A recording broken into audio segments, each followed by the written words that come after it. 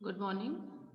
आज हम लोग अपनी पाठ्य पुस्तक संचयन भाग 2 का अध्याय नंबर जो 3 है, जो कि टोपी शुक्ला है, इसको पढ़ेंगे। और ये टोपी शुक्ला राही मासूम रजा जी द्वारा लिखी गई एक बहुत ही अनोखी और बहुत ही अनूठी कहानी है, जो कि दो दोस्तों के बीच में है, जो बचपन में बहुत अच्छे दोस्त हुआ करते थे, लेकिन कुछ समय बाद ऐसी परिस्थिति आती है कि दोनों को अलग होना पड़ता है। और इस कहानी के माध्यम से लेखक ने हिंदू और मुस्लिम में किस तरह के मनोभाव होते हैं अलग अलग, और उनकी फैमिली में किस तरह से परिवार में उनकी परवरिश होती है, उनके परिवार में कैसा चाल चलन होता है, उस चीज को दर्शाया गया है। तो पाठ की तरफ हम आगे बढ़ेंगे। टोपी शुक्ला। इरफान के बारे में कुछ जान लेना इसलिए जरूरी है कि इरफान टोपी का पहला दोस्त था। तो पहली लाइन से ही समझ में आ रहा है कि दो बच्चे हैं, जिसमें एक का नाम है इरफान और दूसरा का नाम टोपी। इस इरफान को टोपी ने सदा इरफान कहा। इरफान ने उसका कभी बुरा नहीं माना, परंतु वह इरफान पुकारने पर बोलता रहा। इसी बोलते रहने में उसकी बड़ाई थी। यह नामों का चक्कर भी अजीब होता है। उर्दू और हिंदी एक ही भाषा, हिंदवी के दो नाम हैं, परंतु आप खुद देख लीजिए कि नाम बदल जाने से कैसे कैसे घपले हो रहे हैं। नाम कृष्ण हो तो उसे अवतार कहते हैं और मोहम्मद हो तो पैगंबर। यानी कि भले ही हमारे भगवान हो या मुसलमानों के जो भगवान जो पैगंबर हैं, आप उनको कहिए, भले ही नाम इनके अलग हो, लेकिन कहीं ना कहीं सबका मानना है कि ये सब एक ही हैं। ये तो हम लोग हैं, हम ये समाज है कि हमने अपने अपने भगवान को भी बांट दिया है, लेकिन कहीं ना कहीं वो लोग आपस में एक ही हैं। बस अपनी सहूलियत के हिसाब से, अपने धर्म के हिसाब से हमने अपने अपने भगवान को अपना अपना नाम दे दिया है। नामों के चक्कर में पड़कर लोग यह भूल गए कि दोनों ही दूध देने वाले जानवर चराया करते थे, दोनों ही पशुपति गोवर्धन और ब्रज कुमार थे।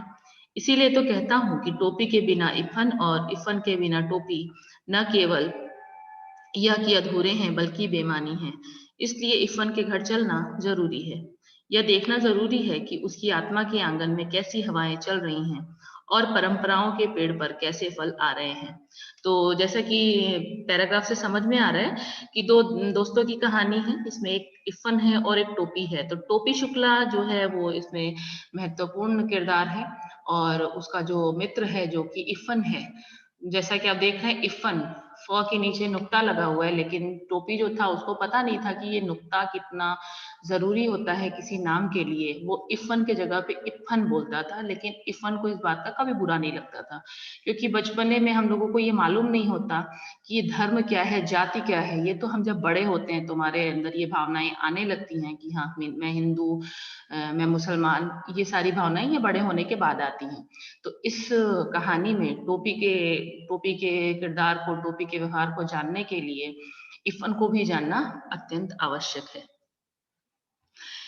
इफन की कहानी भी बहुत लंबी है, परंतु हम लोग टोपी की कहानी कह सुन रहे हैं, इसलिए मैं इफन की पूरी कहानी नहीं सुनाऊंगा, बल्कि केवल उतनी ही सुनाऊंगा जितनी टोपी की कहानी के लिए जरूरी है। तो एक बच्चा है जिसका परिवार है, तो बहुत लंबी कहानी हो सकती है, लेकिन इफन की उतनी ही कहानी यहाँ पे बताया है लेखक ने जितनी की टोपी शुक्ला के जीवन के लिए जरूरी थी। मैंने इसे जरूरी जाना कि इफन के बारे में मैं आपको कुछ बता दूं, क्योंकि इफन आपको इस कहानी में जगह जगह पर दिखाई देगा। न टोपी इफन की परछाई और न इफन टोपी की। ये दोनों दो आजाद व्यक्ति हैं। इन दोनों व्यक्तियों का डेवलपमेंट एक दूसरे से आजाद तौर पर हुआ है, यानी दोनों अलग अलग परिवारों से हैं और दोनों का रहन सहन, दोनों का परिवार बिल्कुल अलग है, दोनों का जो डेवलपमेंट है, जो उनकी चरित्र की विशेषताएं हैं, वो बिल्कुल अलग अलग तौर पे हुई हैं। इन दोनों को दो तरह की घरेलू परंपराएं मिली, इन दोनों ने जीवन के बारे में अलग अलग सोचा। फिर भी इरफान टोपी की कहानी का एक अटूट हिस्सा है। यह बात बहुत महत्वपूर्ण है कि इरफान टोपी की कहानी का एक अटूट हिस्सा है। तो दो अलग अलग परिवारों में रहने के बाद भी ये दोनों मित्र एक दूसरे के बिना अधूरे हैं, एक दूसरे के पूरक हैं, और एक दूसरे के साथ रहने वाले थे, और एक दूसरे के साथ ही इन लोगों का बचपन का कुछ समय बीता। मैं हिंदू मुस्लिम भाई भाई की बात नहीं कर रहा हूँ, मैं यह बेवकूफी क्यों करूँ। क्या मैं रोज अपने बड़े या छोटे भाई से कहता हूँ कि हम दोनों भाई भाई हैं? यदि मैं नहीं कहता तो क्या आप कहते हैं? हिंदू मुसलमान अगर भाई भाई हैं तो कहने की जरूरत नहीं, और यदि नहीं है तो कहने से क्या फर्क पड़ेगा? मुझे कोई चुनाव तो लड़ना नहीं है। तो इस पैराग्राफ में ये बताना चाहते हैं कि अगर हिंदू और मुसलमान भाई हैं तो ये बार बार जताने की और ये बार बार बताने की जरूरत नहीं है कि तुम मेरे भाई हो, क्योंकि जैसा कि हम अपने भाई बहन से बार बार ये कहना नहीं चाहते कि तुम मेरे भाई हो, तुम मेरे बड़े भाई हो, तुम मेरे छोटे भाई हो, पता है कि हाँ हम भाई हैं। तो अगर हिंदू मुसलमान भाई हैं तो ये बार बार जताने की जरूरत नहीं है कि हाँ वो दोनों भाई हैं। और अगर कोई नहीं समझ पाता है तो फिर मैं इसको समझा के भी इससे कोई फर्क नहीं पड़ने वाला, क्योंकि मुझे इस समस्या पे कि हिंदू और मुसलमान भाई कैसे हो सकते हैं, इस समस्या को मुद्दा बना के मुझे चुनाव चुनाव तो लड़ना नहीं है। तो ठीक है कि हिंदू मुसलमान भाई हैं, ये सब जानते हैं, आप भी जानते हैं, नहीं जानते हैं तो भी कोई बात नहीं। मैं तो एक कथाकार हूँ और एक कथा सुना रहा हूँ। मैं टोपी और इफन की बात कर रहा हूँ। ये इस कहानी के दो चरित्र हैं। एक का नाम है बलभद्र नारायण शुक्ला और दूसरे का नाम है सैयद जरगाज मुर्तजा। एक को टोपी कहा गया और दूसरे को इफन। टोपी का नाम है बलभद्र नारायण शुक्ला, जो कि आपको इस कहानी में इक्के दुक्के जगह पे ही दिखाई देगा, और इरफान का नाम आपको शायद इसके बाद कहीं पे नहीं इस कहानी में दिखेगा, जो कि सैयद जरगाज मुर्तजा उसका नाम है। तो हम लोग इन बलभद्र नारायण को और सैयद जरगाम को टोपी और इरफान के नाम से ही जानेंगे। इरफान के दादा और परदादा बहुत प्रसिद्ध मौलवी थे। काफिरों के देश में पैदा हुए, काफिरों के देश में मरे, परंतु वसीयत करके मरे कि लाश करबला ले जाई जाए। वो स्थान करबला जहाँ पे इनको दफनाया जाता है, जो इन लोगों का पवित्र स्थान होता है। तो इफन के जो दादा और परदादा थे वो बहुत प्रसिद्ध मौलवी थे, दूसरे देशों से काफिरों के देश में पैदा हुए और जो उनके पूर्वज थे। लेकिन जब इनके जो दादाजी थे, जो इनकी जो न्यू जनरेशन वाले जो इसके दादाजी थे, वो भले ही यहाँ पे रहते थे लेकिन उन्होंने कह छोड़ा था कि मेरे मरने के बाद मेरी लाश को करबला ले जाई जाए, यानी कि मेरे पवित्र स्थान पे ले जाकर ही उसको दफनाया जाए। उनकी आत्मा ने इस देश में एक सांस तक न ली। उस खानदान में जो पहला हिंदुस्तानी बच्चा पैदा हुआ वह बढ़कर इफन का बाप हुआ। जब इफन के पिता सैयद मुर्तजा हुसैन मरे तो उन्होंने यह वसीयत नहीं की कि उनकी लाश करबला ले जाई जाए, वह एक हिंदुस्तानी कब्रिस्तान में दफना दिए गए। तो जो इनके दादा थे, इफन के जो दादाजी थे, उन्होंने बोला था कि मेरी मेरी जो लाश है उसको कहाँ पे दफनाई जाए, लेकिन जो इफन के पिता थे उन्होंने कभी ये नहीं कहा कि मेरे मरने के बाद मेरी जो मेरा जो शरीर है, जो मेरी डेड बॉडी है उसको कहाँ पे जलाई जाए, क्योंकि वो जन्म से हिंदुस्तान में पैदा हुए थे और अपने आप को हिंदुस्तानी मानते थे। तो उनके हिसाब से मरने के बाद उनको कहीं पे भी हिंदुस्तान के किसी भी कब्रिस्तान में दफनाया जा सकता था, और ऐसा ही किया गया। इफन की दादी भी नमाज रोजे की पाबंद थी, परंतु जब इकलौते बेटे को चेचक निकली तो वह चारपाई के पास एक टंग पर खड़ी हुई और बोली, माता मेरे बच्चे को माफ कर दो। पूरब की रहने वाली थी, 9 या 10 बरस की थी जब ब्याह कर लखनऊ आई, परंतु जब तक जिंदा रही पूर्वी बोलती रही। लखनऊ की उर्दू ससुराली थी। वह तो मायके की भाषा को गले लगाए रही, क्योंकि इस भाषा के सिवा इधर उधर कोई ऐसा नहीं था जो उनके दिल की बात समझता। जब बेटे की शादी के दिन आए तो गाने बजाने के लिए उनका दिल फड़का, परंतु मौलवी के घर गाना बजाना भला कैसे हो सकता था। बेचारी दिल मसोस कर रह गई। माँ इफ़न की छठी पर उन्होंने जी भरकर जश्न मना लिया। तो इफ़न की जो दादी थी वो भी मुस्लिम परिवार में हुई थी। रोजे नमाज वो पूरे उसकी पाबंद थी, वो पांचों टाइम का नमाज करती थी, लेकिन वो कहीं ना कहीं पूरब की तरफ थी। मतलब यूपी में जो पूर्वी लोग होते हैं वो उसमें उन लोगों में हिंदू के आचरण ज्यादा होते हैं। तो भले ही वो मुसलमान परिवार में हुई थी लेकिन कहीं ना कहीं वो हिंदू के धर्म और संस्कारों को भी मानती थी, क्योंकि एक बार जब ऐसा हुआ था कि जब उनका इकलौता इकलौता बेटा था और उसको जो चेचक हुआ था, तो हिंदुओं में ये मान्यता होती है कि चेचक जो होता है वो ऐसा माना जाता है कि वो माता जी होती हैं जो आती हैं बच्चों के ऊपर, तो उनको वो चिकन पॉक्स होता है। तो थी वो मुस्लिम, उनको ये बात नहीं माननी चाहिए थी, लेकिन जब उनके इकलौते बेटे को चेचक हुआ तो उन्होंने बोला कि माताजी मेरे बच्चे से कोई गलती हुई हो तो माफ कर दीजिए और इसको जो ये परेशानी हुई है इसको दूर करिए। तो इससे समझ में आता है कि कहीं ना कहीं वो मुसलमान होते हुए भी हिंदू धर्म परंपराओं को समझती थी और मानती थी। बहुत कम उम्र में उनकी शादी हुई और वो लखनऊ आ गई, और लखनऊ में मुस्लिम्स की आबादी ज्यादा है। तो जब वो आई तो भले वो मुसलमान परिवार में थी, लेकिन वो अपनी पूर्वी बोली ही बोलती थी, जो कि उर्दू लैंग्वेज से बिल्कुल अलग होती है। बहुत सारे शब्द होते हैं जो बिल्कुल अलग होते हैं। उनको बहुत मन होता था कि उनके घर पे कुछ हो, अगर कुछ अच्छी चीजें हों, जैसे किसी का जन्म हुआ, शादी वादी हुई, तो वो गाना गाना बजाना उनको बहुत पसंद था। लेकिन मौलवी के घर पे ये सारी चीजें नहीं हुआ करती थी। तो बेचारी वो चुपचाप सह लेती थी कि ठीक है चलो मौलवी के घर पे नहीं होता और मैं तो मौलवी की ही बीवी हूँ, तो मुझे ऐसा नहीं करना है। लेकिन जब इफ़न हुआ, और इफ़न की जो छठी होती है, यानी कि जब बच्चे पैदा होते हैं उसके बाद जब उनका उनका पूजा पाठ होता है छठे दिन पे, तो इफ़न की जब छठी हुई थी तब उन्होंने जी भर कर अपना जश्न मनाया, क्योंकि उस समय उनके पति जो थे मौलवी साहब वो नहीं थे, तब वो ये काम कर पाई थी। बात यह थी कि इप्पन अपने दादा के मरने के बाद पैदा हुआ था। मर्दों और औरतों के इस फर्क को ध्यान में रखना जरूरी है, क्योंकि इस बात को ध्यान में रखे बगैर इफ़न की आत्मा का नाक नक्शा समझ में नहीं आ सकता। तो ये अपनी खुशी तब जाहिर कर पाई जब मौलवी जी नहीं थे। अगर मौलवी होते तो शायद वो ये खुशी नहीं मना पाती। इफ़न की दादी किसी मौलवी की बेटी नहीं थी, बल्कि एक जमींदार की बेटी थी। दूध घी खाती हुई आई थी, परंतु लखनऊ आकर वह उस दही के लिए तरस गई जो घी पिलाई हुई काली हांडियों में असामियों के यहाँ आया करता था। बस मायके जाती तो लपट चपट जी भर के खा लेती। लखनऊ आते ही फिर उन्हें मौलविन बन जाना पड़ता। अपने मियाँ से उन्हें यही तो एक शिकायत थी कि वक्त देखते न मौका, बस मौलवी ही बने रहते हैं। इफ़न की जो दादी थी, जैसा कि बताया जा रहा है कि भले ही मुसलमान थी, लेकिन वो एक जमींदार की बेटी थी और वहाँ पे वो काफी ऐशो आराम में रहती थी। दूध दही की कोई कमी नहीं थी, आसानी से खाया करती थी। लेकिन जब वो मौलवी के घर पे आई तो शायद उनके लिए ये सारी चीजें सहूलियत नहीं हो पाती थी और वो नहीं खा पाती थी। लेकिन हाँ, जब भी अपने मायके जाया करती थी तो वो फिर उसी तरह से खाना पीना करती थी जैसा कि वो जब अपने मायके रहा करती थी। उनको अपने शौहर से, अपने पति से बस एक यही तो सबसे बड़ी परेशानी थी कि वो न वक्त देखते थे, न समय देखते थे, न कोई मौका, बस दिन रात वो मौलवी बने रहते थे। मतलब स्ट्रिक्ट रहते थे अपने अपने धर्म के हिसाब से, अपने धर्म को मानने वाले। ससुराल में उनकी आत्मा सदा बेचैन रही। जब मरने लगी तो बेटे ने पूछा कि लाश करबला ले जाएगी या नफस, तो बिगड़कर बोली, ए बेटा जौनु तो तू से हमरी लाश न संभाली जाए तो हमरे घर भेज दी हो।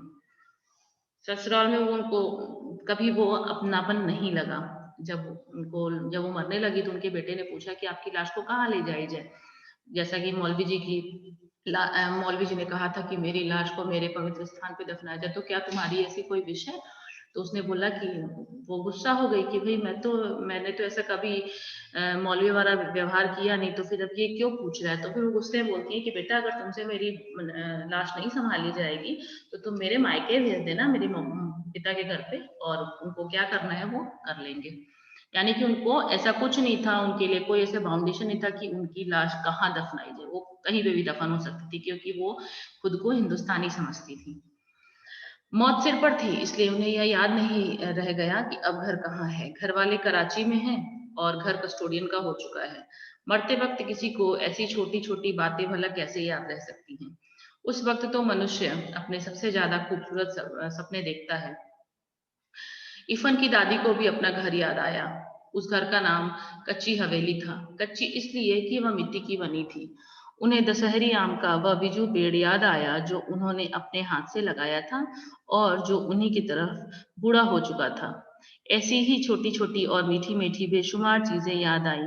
वह इन चीजों को छोड़कर भरा करबला या नजफ कैसे जा सकती थी?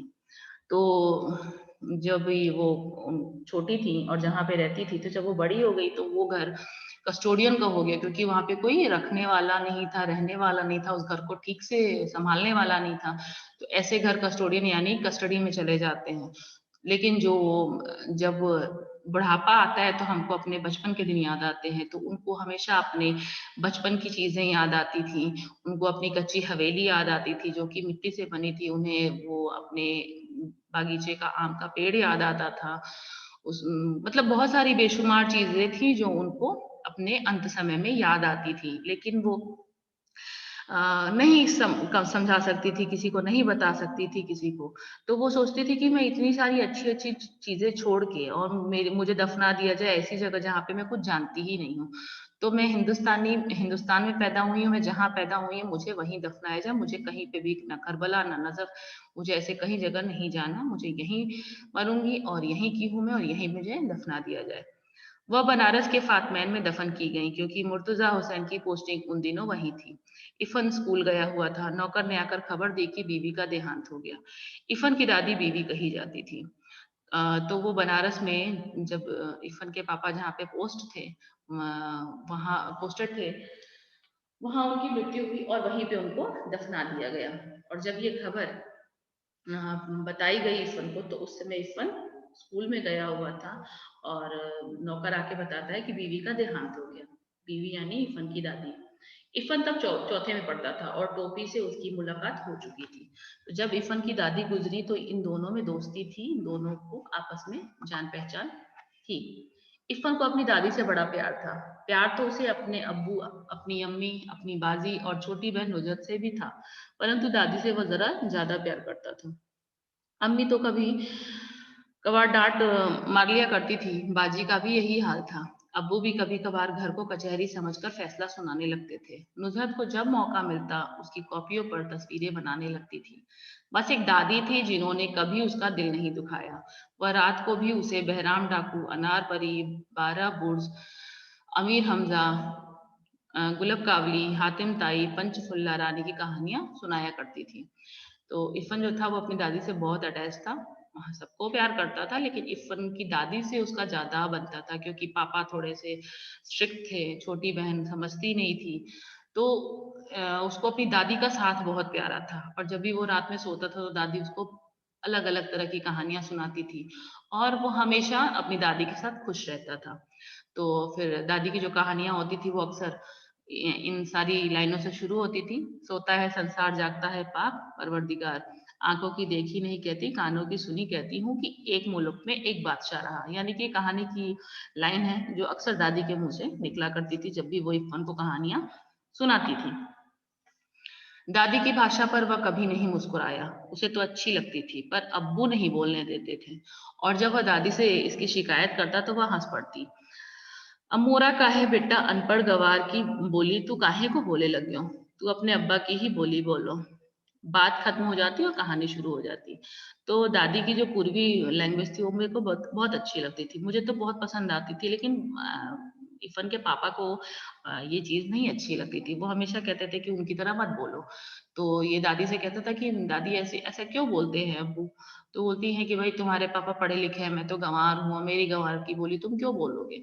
फिर बात को वहीं पे काट के उनका जो स्टोरी कहना होता था फिर वो शुरू हो जाती। तऊ बादशाह की कहेस कि तुरंते एक ठो हिरन मार दियाला। तो ये कहानी की लाइन है और कहानी उनका कंटिन्यू हो जाता था। यही बोली टोपी के दिल में उतर गई थी। इफन की दादी उसे अपनी माँ की पार्टी की दिखाई दी। अपनी दादी से तो उसे नफरत थी, नफरत। जाने कैसी भाषा बोलती थी। इफन के अब्बू और उसकी भाषा एक थी। तो ये जो लैंग्वेज थी ये टोपी की लैंग्वेज सेम थी।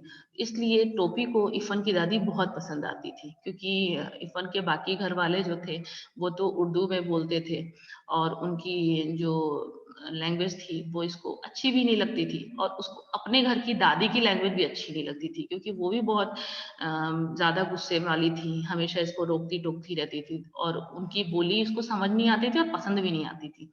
तो और इसकी माँ जो थी वो भी पूर्वी बोली बोलती थी। तो कहीं ना कहीं इफन की दादी को ये अपने माँ से रिलेट करता था, तो इसको इफन की दादी काफी प्रिय थी। वह जब इफन के घर जाता तो दादी के ही पास बैठने की कोशिश करता। इफन की अम्मी और बाजी से वह बातचीत करने की कोशिश ही न करता। वे दोनों अलबत्ता उसकी बोली पर हंसने के लिए उसे छेड़ती, परंतु जब बात बढ़ने लगती तो दादी बीच बचाव कर देती। तिक्का को जात है उन सबन के पास मुंह पिटावे को झाड़ू मारे, चल इधर आ। वह डांट कर कहती, परंतु हर शब्द शक्कर का खिलौना बन जाता, अमावट बन जाता, तिलवा बन जाता और वह चुपचाप उनके पास चला जाता। तो बोलता है कि जब भी वो घर पे जाता तो वो इफ़न की दादी को ही ढूंढता, उनके पास ही बैठने की कोशिश करता और अक्सर इफ़न की जो बहन थी या उसकी जो मम्मी मम्मी थी, वो हमेशा चिढ़ाने के लिए कुछ न कुछ ऐसा टोक देती थी टोपी को, कि टोपी कुछ उल्टा सीधा बोले ताकि इन लोगों को मजा आ सके। लेकिन फिर वहीं पे दादी आती है और बीच बचाव इसको बचा के ले आती है और बोलती कि क्यों जाते हो वहां पे तुम लोग, जब वो तुम्हारी बातें नहीं समझती, जब उनको तुम्हारी बातों पे मजाक उड़ाना होता है तो क्यों जाते हो। और वो काफी डांटती थी, लेकिन उनकी डांट मुझे एकदम मीठी मिश्री जैसी लगती। मुझे उनकी जो डांट थी वो बहुत अच्छी लगती, वो मेरे लिए अमावट बन जाती, वो मेरे लिए तिल का लड्डू बन जाती। मुझे इतना अच्छा लगता था उनका डांटना, मुझे बहुत पसंद था। तो रियम्मा क्या कर रही, दादी हमेशा यहीं से बात शुरू करती। पहले तो वह चकरा जाता कि ये अम्मा क्या होता है, फिर वह समझ गया कि माता जी को कहते हैं। यह शब्द उसे अच्छा लगा, अम्मा। वह इस शब्द को गुड़ की डली की तरह चुभलाता रहा। अम्मा, अब्बू, बाजी। तो जाता था उसके घर पे, इरफान के घर पे, और उसने अम्मी, अब्बू, बाजी, अम्मा, ये सारी जो उर्दू में बोले जाते हैं, ये सारे शब्द वो सीख लिया था। उसको अच्छा लगता था ये सारे शब्द। फिर एक दिन गजब हो गया। डॉक्टर भृगु नारायण शुक्ला नीले तेल वाले के घर में भी 20वीं सदी में प्रवेश कर चुकी थी, यानी खाना मेज कुर्सी पर होता था। लगती तो थालियां थी, परंतु चौके पर नहीं। उस दिन ऐसा हुआ कि बैगन का भुर्ता उसे जरा ज्यादा अच्छा लगा। राम दुलारी खाना परोस रही थी तो टोपी ने कहा। तो एक दिन ऐसा हुआ कि सब लोग खाने के टेबल पे थे और कहने को तो ये लोग 20वीं सदी में आ चुके थे, लेकिन सब कुर्सी मेज पे खाते थे एकदम, जैसे कहते हैं ना कि एक नई पीढ़ी की तरह से इन लोग के घर में सब खाना पीना होता था। और उस दिन बैगन का भुर्ता बना था, जो कि टोपी की माँ परोस रही थी, और टोपी को वो बैगन का भुर्ता बहुत पसंद था आया। तो उसने एक लाइन बोली कि अम्मी जरा बैगन का भुर्ता देना, मतलब और जरा देना। अम्मी शब्द जब उसने बोला तो वहां पे जितने लोग थे उस टेबल पे सब एकदम शांत हो गए, क्योंकि टोपी के घर में अम्मी शब्द का क्या मतलब है। उनके घर पे तो माँ मम्मी यही बोला जाता है, ये अम्मी शब्द कहाँ से आया। तो मेज पर जितने हाथ थे सब रुक गए, जितनी आंखें थी फिर टोपी के चेहरे पर जम गई। अम्मी, यह शब्द इस घर में कैसे आया। अम्मी परंपराओं की दीवार डोलने लगी। ये लफ्ज तुमने कहाँ से सीखा, सुभद्रा देवी ने सवाल किया। तो सबको ये सारी चीजें समझ नहीं आई कि ये शब्द कहाँ से सीखा। तब तक उसकी दादी शुरू हो गई कि तुमने ये अम्मी शब्द कहाँ से सीखा, तुमको ये सारी चीजें किसने बताई, ये मतलब ये शब्द तुमको मिला कहाँ से, क्योंकि हमारे घर पे तो ये बोलचाल में बोला नहीं जाता।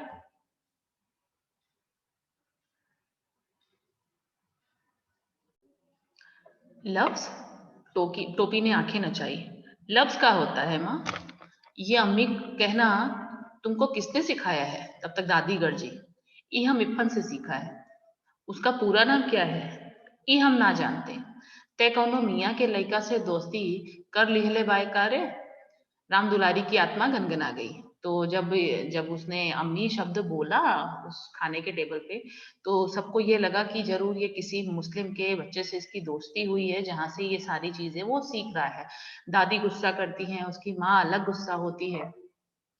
बहू, तुमसे कितनी बार कहूं कि मेरे सामने गंवारों की यह जबान ना बोला करो। तब तक सुभद्रा देवी राम दुलारी पर बरस पड़ी, यानी दादी जी जो थी वो इसकी मम्मी पे गुस्सा के बोली कि तुम इस तरह से गंवारों वाली शब्द जो है, गंवारों वाली जो भाषा है वो मेरे सामने मत बोला करो। लड़ाई का मोर्चा बदल गया। दूसरी लड़ाई के दिन थे, इसलिए जब डॉक्टर भृगु नारायण नीले तेल वाले को यह पता चला कि टोपी ने कलेक्टर साहब के लड़के से दोस्ती गांठ ली है, तो वह अपना गुस्सा पी गए और तीसरे ही दिन कपड़े और शक्कर के परमिट ले आए।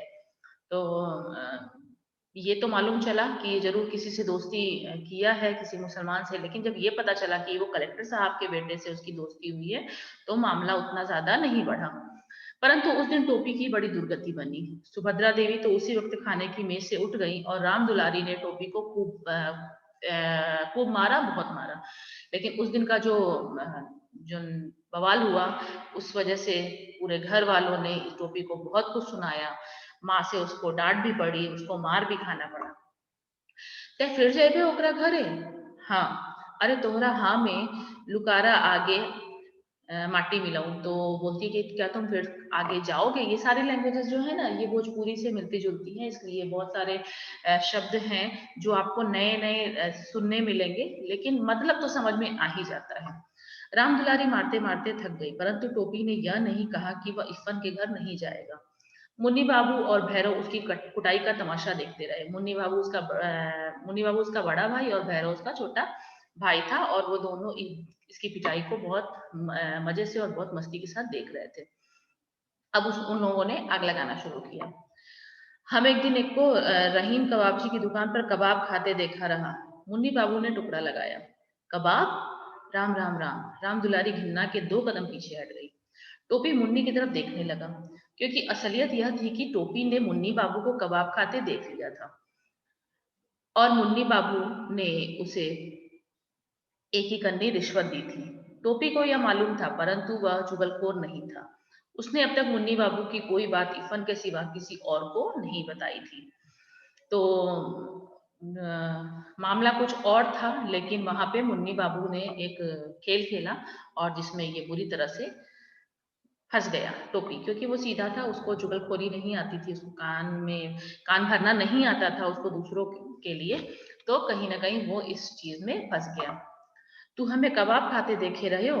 ना देखा रहा वो दिन? मुन्नी बाबू ने कहा। अब दोनों में आपस में झगड़ा होने लगा कि मुझे कब देखा था तुमने कबाब खाते हुए।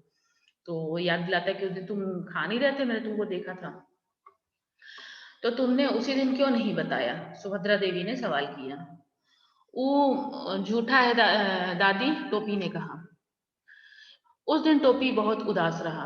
वह अभी इतना बड़ा नहीं था कि झूठ और सच के किस्से में पड़ता, और सच्ची बात तो यह थी कि वह इतना बड़ा कभी हो ही नहीं सका। उस दिन तो वह इतना पिट गया था कि उसका सारा बदन दुख रहा था। बस वह लगातार एक ही बात सोचता रहा कि अगर एक दिन के वास्ते वह मुन्नी बाबू से बड़ा हो जाता तो समझ लेता उनसे। परंतु मुन्नी बाबू से बड़ा हो जाना उसके बस में तो था नहीं। वह मुन्नी बाबू से छोटा पैदा हुआ था और उनसे छोटा ही रहा। उसको उस दिन मुन्नी बाबू पे बहुत गुस्सा आया, लेकिन वो कुछ नहीं कर सका। दूसरे दिन जब वह स्कूल में इफ़न से मिला, तो उसने उससे सारी बातें बताई कि क्या क्या हुआ। दोनों ज्योग्राफिया का घंटा छोड़कर सरक गए। ज्योग्राफिया यानी ज्योग्राफी का लेक्चर था, जिसको वो लोग छोड़ के और बाहर निकल गए। पंचम की दुकान से इफ़न ने केले खरीदे। बात यह है कि टोपी फल के अलावा किसी और चीज को हाथ नहीं लगाता था। इफ़न ने उस टोपी के लिए फल खरीदे और केले खरीदे, और केले टोपी बहुत खाता था, इस वजह से इफ़न ने उसके लिए खरीदा था। ऐसा ना हो सकता कि हम लोग दादी बदल लें? टोपी ने कहा। तोहरी दादी हमरे घर आ जाए और हमरी तोहरे घर चली जाए। हमरी दादी तो बोलियो, तू ही लोगन को बोला थी। तो बोलता है कि ऐसा नहीं हो सकता कि हम दोनों लोग की जो दादी हैं वो बदल जाए, क्योंकि मेरी जो दादी है वो तुम लोग के जैसे बोलती है, और जो तुम्हारी दादी है उनकी लैंग्वेज हम लोग से मिलती है। तो कहीं ना कहीं हम दोनों की भावनाएं आपस में मिलती हैं। तो काश हम लोग आपस में दादी बदल लेते तो कितना अच्छा होता। यह नहीं हो सकता है, इफ़न ने कहा। अब्बू यह बात नहीं मानेंगे, और मुझे कहानी कौन सुनाएगा? तुम्हारी दादी को 12 बुर्ज की कहानी आती है? इफ़न को यह पसंद नहीं आया। तू हमें एक ठो दादियों ना दे सकते हो? टोपी ने खुद अपने दिल के टूटने की आवाज सुनी। जो मेरी दादी हैं वह मेरे अब्बू की अम्मा भी तो हैं, इफ़न ने कहा। यह बात टोपी की समझ में आ गई। तुम्हारी दादी मेरी दादी की तरह बूढ़ी होंगी? हाँ। तो फिर फिक्र ना करो, इफ़न ने कहा। मेरी दादी कहती है कि बूढ़े लोग मर जाते हैं। तो ये बोलता है कि हमारी दादी ना मरी हैं। अरे मरेंगी कैसी नहीं? क्या मेरी दादी झूठी हैं? उसी टाइम पे जब ये दोनों आपस में बातें कर रहे थे, दादी बदलने की बात कर रहे थे कि तुम्हारी दादी मेरी दादी ऐसी हैं वैसी हैं, बदल लेते हैं क्योंकि मुझे तुम्हारी दादी पसंद आती है। तब तक ये दोनों जो बात कर रहे उसी टाइम पे वो नौकर आता है और बताता है कि इफ़न की दादी गुजर गई हैं, उनकी दादी का इंतकाल हो गया है। इफ़न चला गया। टोपी अकेला रह गया। वह मुंह लटकाए हुए जिम्नेजियम में चला गया। बूढ़ा चपरासी एक तरफ बैठा बीड़ी पी रहा था, वह एक कोने में बैठकर रोने लगा। वो पहले से ही दुखी था, और तब तक उसको सुनाई दिया कि इफ़न की दादी गुजर गई, जिस वजह से वो और दुखी हो गया, और वो एक कोने में जाकर चुपचाप से बैठ के रोने लगा। शाम को वह इफ़न के घर गया तो वहां सन्नाटा था। घर भरा हुआ था। रोज जितने लोग हुआ करते थे उससे ज्यादा ही लोग थे। परंतु एक दादी के न होने से टोपी के लिए घर खाली हो चुका था, जबकि उसे दादी का नाम तक नहीं मालूम था। उसने दादी के 1000 कहने के बाद भी उनके हाथ की कोई चीज नहीं खाई थी। प्रेम इन बातों का पाबंद नहीं होता। टोपी और दादी में एक ऐसा ही संबंध हो चुका था। इफन के दादा जीवित होते तो वह इस संबंध को बिल्कुल उसी तरह न समझ पाते जैसे टोपी के घर वाले न समझ पाए थे। दोनों अलग अलग अधूरे थे, एक ने दूसरे को पूरा कर दिया था। दोनों प्यासे थे, एक ने दूसरे की प्यास बुझा दी थी। दोनों अपने घरों में अजनबी और भरे घर में अकेले थे। दोनों ने एक दूसरे का अकेलापन मिटा दिया था। एक 72 बरस की थी और दूसरा 8 साल का। तो कहीं ना कहीं अपने लैंग्वेज की वजह से, अपने व्यवहार की वजह से, अपने परिवार की वजह से वो लोग अकेले थे। उनकी बातें कोई समझ नहीं पाता था, लेकिन जब वो इफन की दादी और टोपी मिले तो उन लोगों की बहुत सारी चीजें समान थी, जिस वजह से उन लोगों में अच्छी बनती थी और वो दोनों एक दूसरे को काफी मानते थे और बहुत ज्यादा प्यार करते थे। लेकिन जब टोपी ने सुना कि इफन की दादी गुजर गई है तो वो काफी उदास हो गया। तोरी दादी की जगह हमारी दादी मर गई होती तो ठीक भया होता। टोपी ने इफन को गुस्सा कर ऐसा बोला कि काश तुम्हारी दादी ऐसा मर गई होती। गुस्सा किया यानी सांत्वना दिया उनको कि तुम्हारी दादी की जगह अगर मेरी दादी मर गई होती ना तो कितना अच्छा होता। इफन ने कोई जवाब नहीं दिया, उसे इस बात का जवाब आता ही नहीं था। दोनों दोस्त चुपचाप होकर रोने लगे। यहाँ पे इफन जो है उसकी स्टोरी, उसकी कहानी अब यहाँ पे खत्म हो जाएगी, क्योंकि अगले पार्ट में अब इफन का नाम कहीं नहीं आएगा। लेकिन हाँ, इफन जो है वो टोपी की जिंदगी का एक बहुत ही अहम, बहुत ही महत्वपूर्ण हिस्सा था। तो अब कहानी के अगले पड़ाव पे आते हैं। टोपी ने 10 अक्टूबर सन 45 को कसम खाई कि वह अब किसी ऐसे लड़के से दोस्ती नहीं करेगा जिसका बाप ऐसी नौकरी करता हो जिसमें बदली होती रहती है। 10 अक्टूबर सन 45 का यूं तो कोई महत्व नहीं, परंतु टोपी के आत्म इतिहास में इस तारीख का बहुत महत्व है, क्योंकि इसी तारीख को इफन के पिता बदली कर मुरादाबाद चले गए।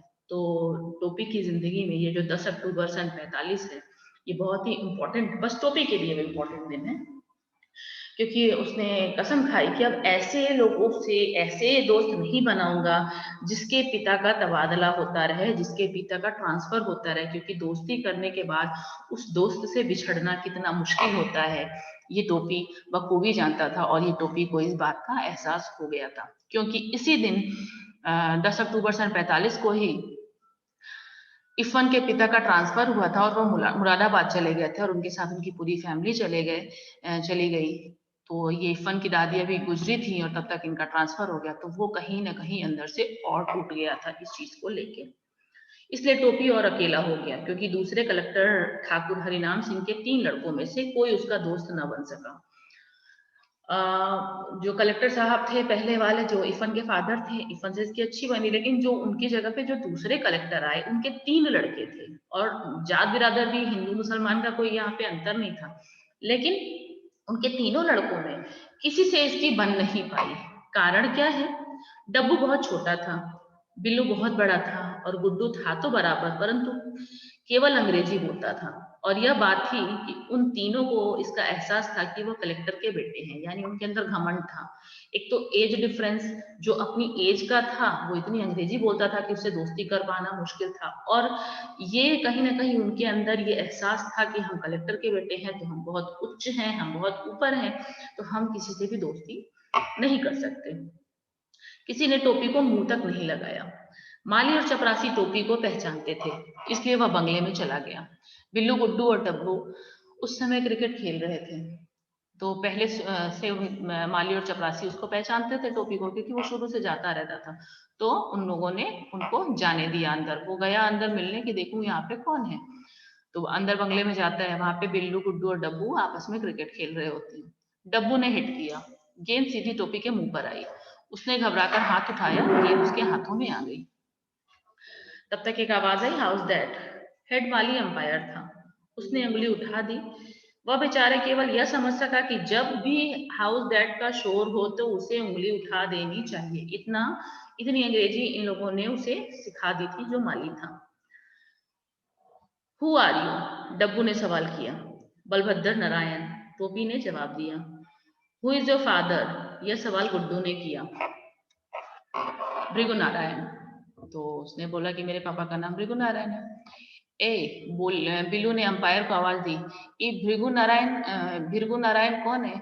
एनी ऑफ आवर चपरासीज? तो बोलता है, वो पूछता है अंपायर से, जो माली होता है उससे पूछते हैं, ये भृगु नारायण कौन है? कोई हमारा चपरासी है, कोई हमारा पियून है? तो बोलता है, नहीं साहब। अंपायर ने कहा, नहीं साहब, शहर के मशहूर डॉक्टर हैं।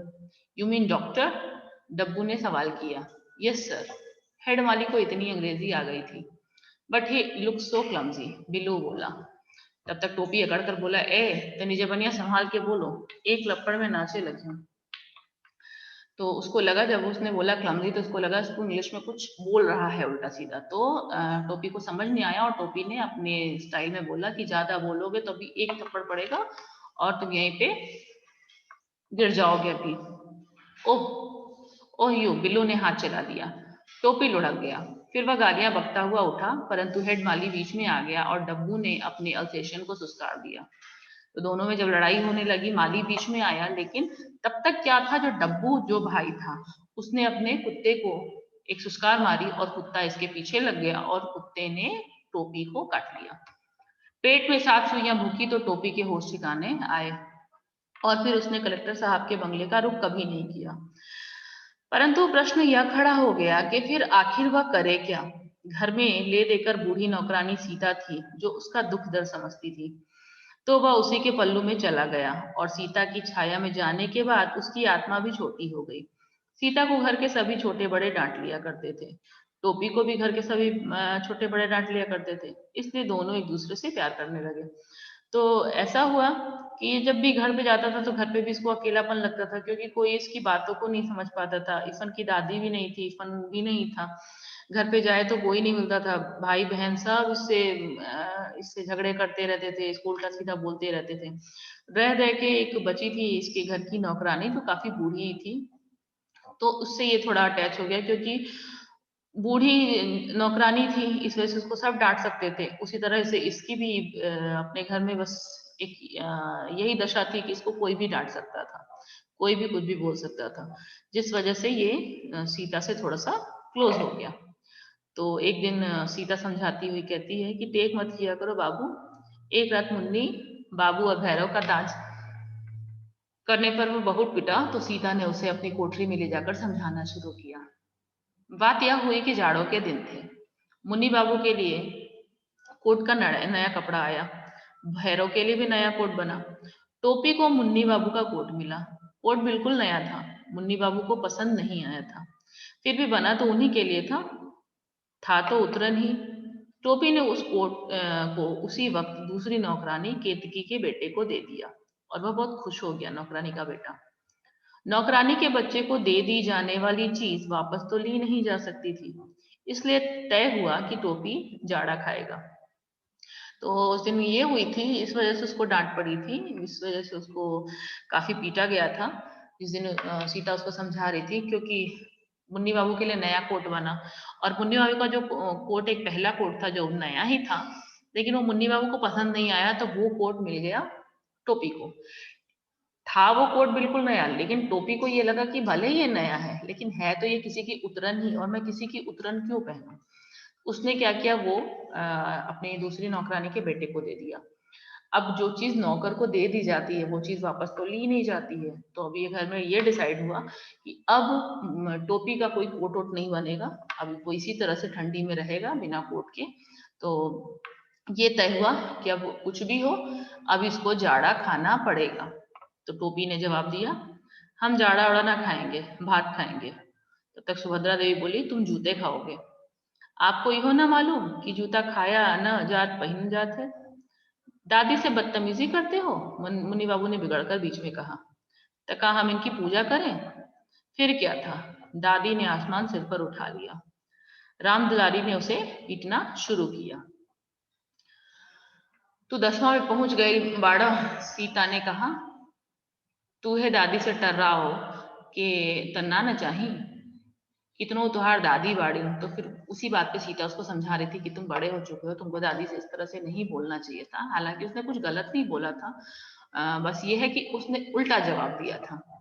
सीता ने तो बड़ी आसानी से कह दिया कि वह 10वें में पहुंच गया, परंतु यह बात इतनी आसान नहीं थी। 10वें में पहुंचने के लिए उसे बड़े पापड़ बेलने पड़े।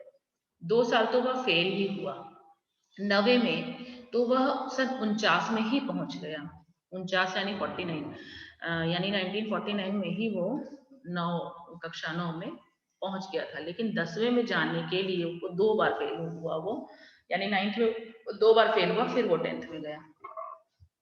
जब वह पहली बार फेल हुआ तो मुन्नी बाबू इंटरमीडिएट में फर्स्ट आए और भैरव जो छोटा भाई था वो 6ठे में।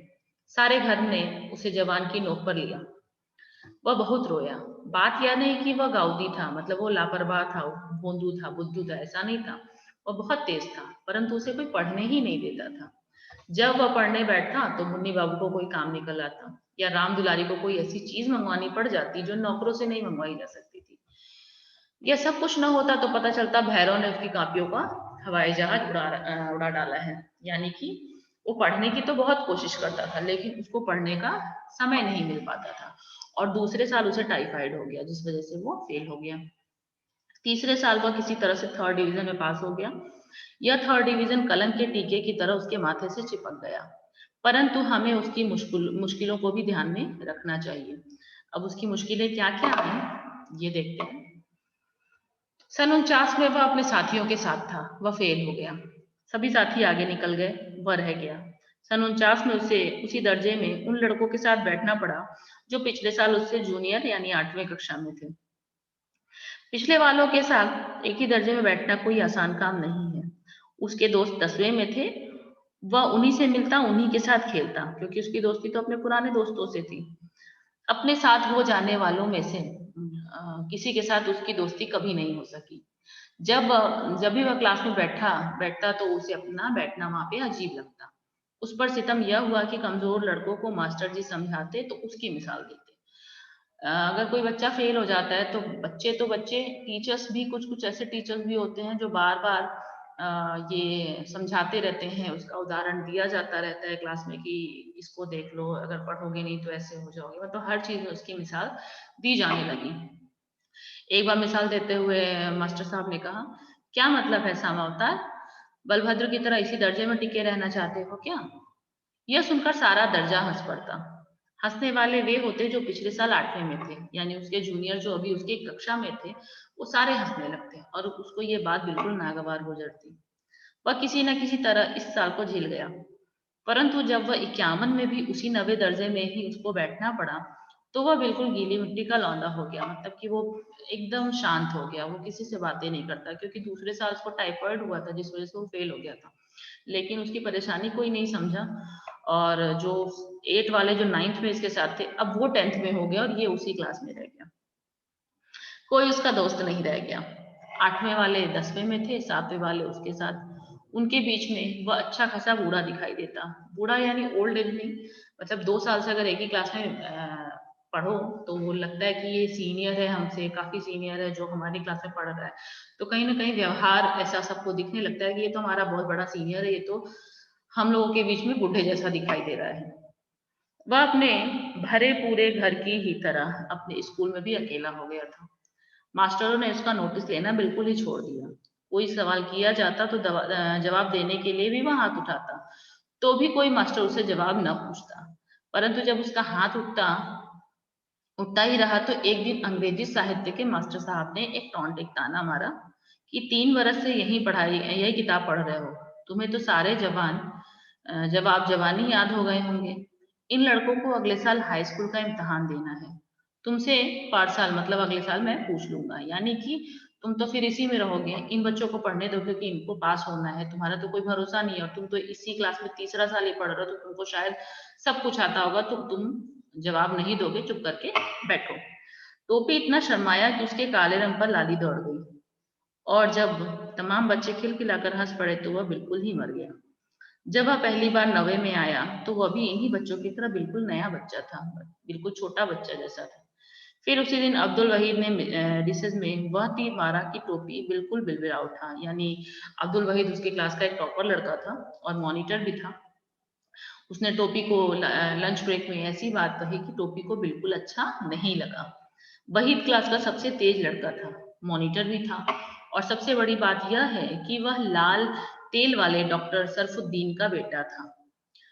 उसने कहा, बलभद्र, अब तो हम लोगन में का घुसत, 8th वाले से दोस्ती कर, हम लोग तो निकल जाएंगे, बाकी तुम्हें तो उन्हीं सबन के साथ रह के हुई है।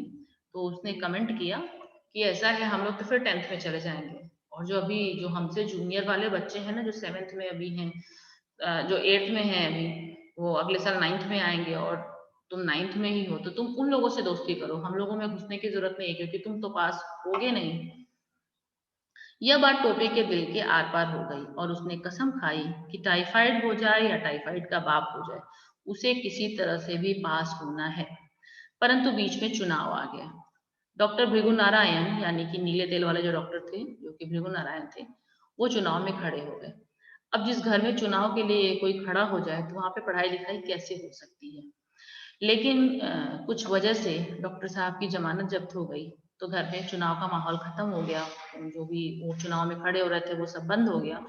तो फिर कहीं जाके घर में थोड़ा सन्नाटा हुआ, तो टोपी ने देखा तब तक कि इम्तिहान बिल्कुल सिर पे खड़ा है। फिर उसने कोशिश और तैयारी करनी शुरू की। वह पढ़ाई में जुट गया, परंतु ऐसा वातावरण में कोई कैसे पढ़ सकता था, इसलिए उसका पास हो जाना ही बहुत था। तो उसने कोशिश करनी शुरू की, लेकिन माहौल बहुत ही अजीब हो गया था। वो खुद भी अंदर से टूट चुका था, और इस माहौल में वो फर्स्ट डिवीजन या सेकंड डिवीजन तो नहीं आ सकता था, किसी तरह से पास हो जाना ही उसके लिए बहुत बड़ी बात थी। और फाइनली वो तीसरे साल में पास हो पाया। जब वो पास हुआ तो उसकी दादी बोली, वाह, भगवान नजरे बद से बचाए, रफ्तार अच्छी है, तीसरे बरस तीसरे दर्जे में कम से कम पास तो हो गए। तो उस पे भी उसकी दादी ने कमेंट किया कि चलो कोई बात नहीं, पास तो हो गए कम से कम, भले तीसरे साल में तीसरा ही डिवीजन आया, लेकिन कम से कम पास तो हुए। तो ये थी इरफान और टोपी शुक्ला की कहानी, बस यहीं पे है। और जैसा कि हम लोग देख सकते हैं कि इसमें दोनों की दो दोस्तों की कहानी है, जो बिल्कुल अलग अलग परिवारों में थे, और अपने परिवार में टोपी बिल्कुल अकेला था। और जिस जिससे उसकी बनी, जिस जिससे उसकी दोस्ती हुई, वो धीरे धीरे उसको छोड़ दिए। इस वजह से टोपी काफी उदास रहा, जिसका असर उसकी पढ़ाई और उसकी स्टडी, उसकी लाइफ पे बहुत ही गहरा पड़ा। और इसके साथ ही ये जो चैप्टर है वो यहीं पे समाप्त होता है। धन्यवाद।